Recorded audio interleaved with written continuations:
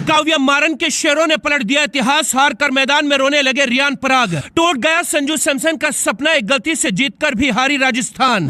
PAT Cummins के एक दांव ने पलट दी हारी हुई बाजी। पहली बार अभिषेक शर्मा ने गेंदबाजी से मचाई तबाही, अकेले दम पर संजू सैमसन के जबड़े से छीनी जीत।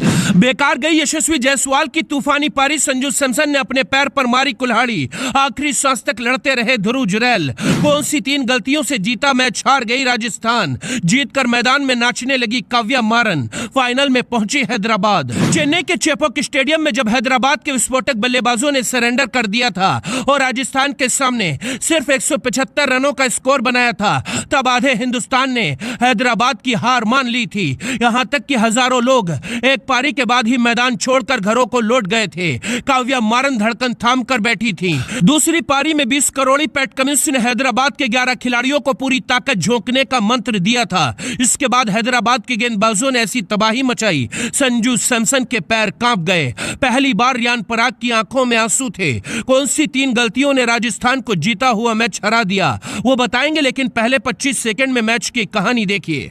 संजू सैमसन ने टॉस जीतकर हैदराबाद को पहले बल्लेबाजी का न्योता दिया था।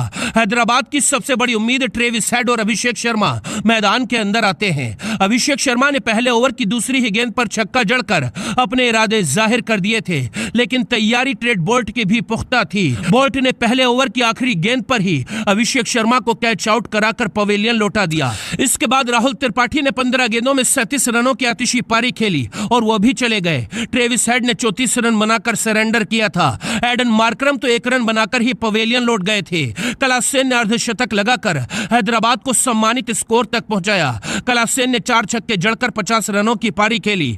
20 ओवर में हैदराबाद सिर्फ 175 रन बना पाई थी। हैदराबाद ने राजस्थान के सामने 176 रनों का टारगेट खड़ा किया था। कमेंटेटर कहने लगे थे राजस्थान आसानी से जीत हासिल करेगी। यहां तक कि काव्या मारन ने भी एक पारी के बाद ही हार मान ली थी और मायूस होकर बैठ गई थी। यशस्वी जायसवाल ने आते ही गेंद के धागे खोल दिए थे। यशस्वी ने 21 गेंदों के अंदर 42 रन ठोक दिए थे, लेकिन जैसे ही उनका विकेट गिरा राजस्थान टूटकर बिखर गई। दूसरे ओपनर कोहलर तो 16 गेंदों में सिर्फ 10 रन बना पाए थे। कप्तान संजू सैमसन को अभिषेक शर्मा ने स्पिन के जाल में फंसा लिया। सैमसन 10 रन बनाकर कैच आउट हो गए। इसके बाद रियान पराग भी 6 रन के स्कोर पर विकेट दे बैठे। रविचंद्रन अश्विन तो खाता तक नहीं खोल पाए थे।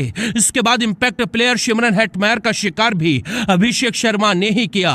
हेटमेयर को बोल्ड कर अभिषेक ने पूरे मैच को पलट दिया था, लेकिन अभी तक ध्रुव जुरैल चट्टान बनकर मैदान में खड़े थे।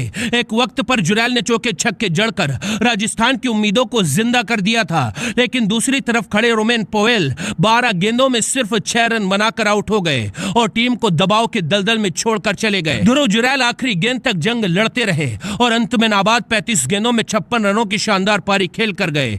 राजस्थान 20 ओवर में सिर्फ 139 रन ही बना पाई और हैदराबाद ने इस मैच को 36 रनों से जीतकर सीधा फाइनल के लिए क्वालिफाई कर लिया। यशस्वी और जुरैल को छोड़कर राजस्थान का हर बल्लेबाज इस हार के लिए जिम्मेदार है। सबसे बड़े मैच में रियान पराग और संजू सैमसन दोनों ने ही सरेंडर कर दिया और शिमरन हेटमेयर और पोवेल आखिरी ओवरों में टेस्ट खेलते रहे और राजस्थान को जीता हुआ मैच हरवा दिया। इस हार के बाद राजस्थान के कई खिलाड़ियों की आंखों से आंसू छलक गए, लेकिन संजू सैमसन हार कर भी मुस्कुरा रहे थे। खैर, आपको क्या लगता है राजस्थान की हार का असली जिम्मेदार कौन से 2 खिलाड़ी हैं? कमेंट करके बताइए।